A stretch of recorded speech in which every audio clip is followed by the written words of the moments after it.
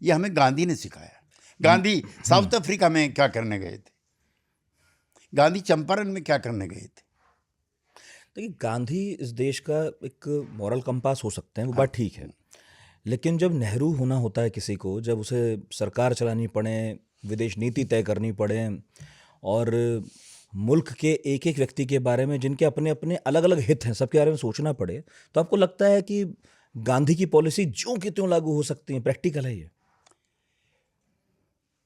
बड़ा आपका वाजिब सवाल है कि संत के लिए बोलना कहना जितना आसान है, शासन अध्यक्ष के रूप में काम करने में की दिक्कतें हैं। लेकिन इतिहास गवाह है कि जवाहरलाल ने भी अपने प्रारंभिक काल में गुट निरपेक्ष देशों का आंदोलन शुरू किया था। नाम और बांडुंग जो कॉन्फ्रेंस हुई है पहली, उसमें इतिहास गवाह है, उसके एक तरफ चामनलाई था, एक तरफ मार्शल टीटो थे, एक तरफ अब्दुल गुलाम नासिर था, एन क्रुमा था और वहाँ का शासन अध्यक्ष सुकार्नो थे। इतना बड़ा जवाहरलाल था किस दिन। तो उस मोमेंट के भी हम पायनियर और लीडर थे, ऐसा नहीं है। अब तो खैर गुट निरपेक्ष छोड़ दो, सभी तरह का हो गया है। लेकिन जहाँ जहाँ भी उस समय तो अमेरिका ही सबसे बड़ा साम्राज्यवादी मुल्क था और आज भी है, लेकिन तब विरोध करने का हमारा साहस भी था और इच्छाएँ भी थी, जो आज कमज़ोर हो गई हैं। हम इफ़ेक्टिवली अमेरिका के द्वारा या किसी भी ताकतवर मुल्क के द्वारा अगर कहीं इंटरवेंशन होता है, या तो उसको इग्नोर कर देते हैं या हल्का फुल्का कर देते हैं। जैसे जिस तरह का पिछले 2.5 सालों में फिलिस्तीनियों के साथ हुआ है, तो भाई मानवता के सिद्धांतों को मानने वाली कोई भी कौम, कोई भी नेशन इस पर कैसे चुप रह सकता है, जहाँ 96% बच्चे 1 से 10 साल के, जिनको थोड़ी बहुत सेंस है, वो जिंदा नहीं रहना चाहते।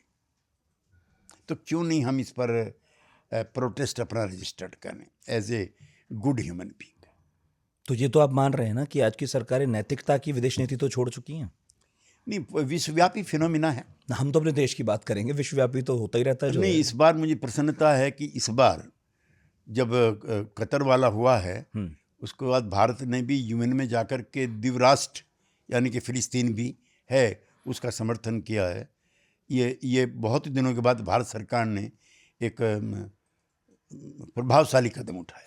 लेकिन नैतिक आवाज़ जो है ना हमारी, उसके फिर नुकसान भी तो हैं। आप ये मानते हैं? देखिए, ऐसे समझते हैं इसे, आप खुद कह रहे हैं कि आपका दौर अलग था, वो दुनिया अलग थी, प्रगतिशील आंदोलन अपने चरम पर था। आज 2000 के बाद पीढ़ी बदली है, पॉलिटिक्स बदली है, उसके चैलेंजेस बदले हैं, दुनिया बहुध्रुवीय हुई है, नाम जैसा जो आंदोलन था वो समाप्त हो गया है।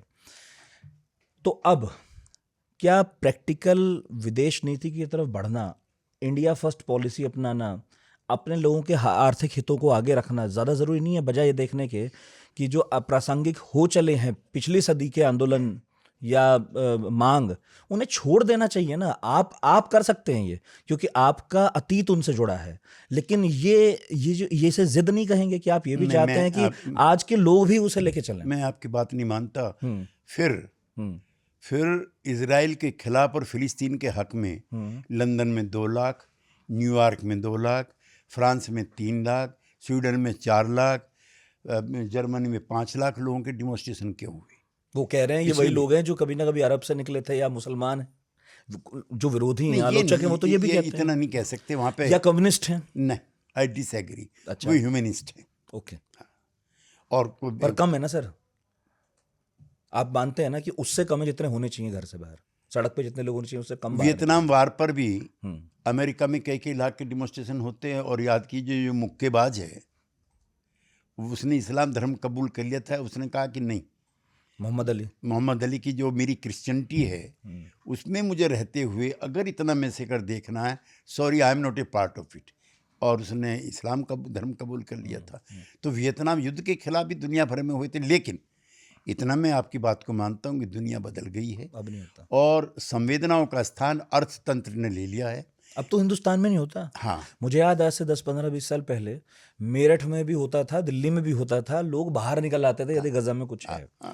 अब तो मैं नहीं होता देखता अब ऐसा। उसमें ये हो लोग गया, कह रहे हैं समझदार हो गए लोग, अब इसलिए नहीं निकलते। समझदार भी हो गए, और एक वर्ल्ड वाइड जो एंटी इस्लाम भी एक जो फोबिया और जो मोमेंट है, उसका भी असर हमारे भारतीय समाज पर है। और तीसरा ये है, अगर कुछ लोगों को ऐसा लगता है कि जो गांधीयन वे ऑफ रेजिस्टेंस है वो ख़त्म होकर के हमास का जो वायलेंट वे ऑफ रेजिस्टेंस है उसने स्थान ले लिया है, जिसका लोकतंत्र में स्थान नहीं है।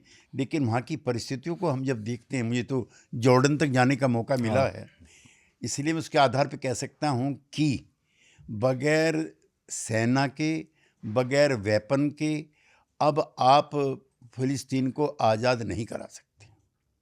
There is no Gandhian way to liberate Palestine from Israel. क्या रास्ता है? यूएन भी इरेलेवेंट हो गया, यूएन में दर्जनों हैं वहाँ पे। और एक और जो ख़राब चीज़ हुई है या जो परिवर्तन हुआ है, वो जो लिबरल्स थे फिलिस्तीन के, उनके हाथ से आंदोलन निकल गया है। जो इस समय गाज़ा का जो प्रेसिडेंट है वो अल्पमत में है, और जो हमास है, हमास पे जो ये अरब स्प्रिंग मूवमेंट हुआ था, अब उसका असर हो गया। मैं कई बार, मुझे दुख भी हुआ और मैंने आयोजकों से पूछा भी, अब जो हमारी कॉन्फ्रेंस होती हैं अल-कुद्स की, उसमें यासर अराफात का फ़ोटो कई बार गायब रहता है। दैट इज़ अनफॉर्चुनेट, क्योंकि मैं मानता हूँ कि यासर अराफात जो है वो सबसे इफ़ेक्टिव लीडर था जिसने अब्दुल गुलाम नासिर के साथ मिलकर के रेजिस्टेंस मूवमेंट बिल्डअप किया था। ये सही है, आर्मी स्ट्रगल उसने भी किया, उसने भी युद्ध का रास्ता सशस्त्र चुना था। लेकिन बाद में कुछ घटनाक्रम ऐसे हुए, कई अवसरों पर उसको यूएन के साथ समझौता करना पड़ा। 6-7 समझौते तो युद्ध विराम के उसी के टाइम पे हुए, राबिन के साथ भी हुआ। और फिर उसको जब नोबेल पुरस्कार मिला है तो उसकी इंटीग्रिटी जो थी वो अरब वर्ल्ड में कुछ कमज़ोर पड़ी, और उसी का असर था कि हमास का जन्म हुआ। और हमास किसी भी पीसफुल निगोशिएशन के पक्ष में नहीं है। अब भी उन्होंने मना कर दिया है, ट्रंप के कहने के बावजूद, कि हम हथियार नहीं डालेंगे। उधर ये नेतन्याहू भी और ट्रंप भी डिसआर्म करना चाहते हैं फ़िलिस्तीनियों को, जिसके लिए वो तैयार नहीं हैं।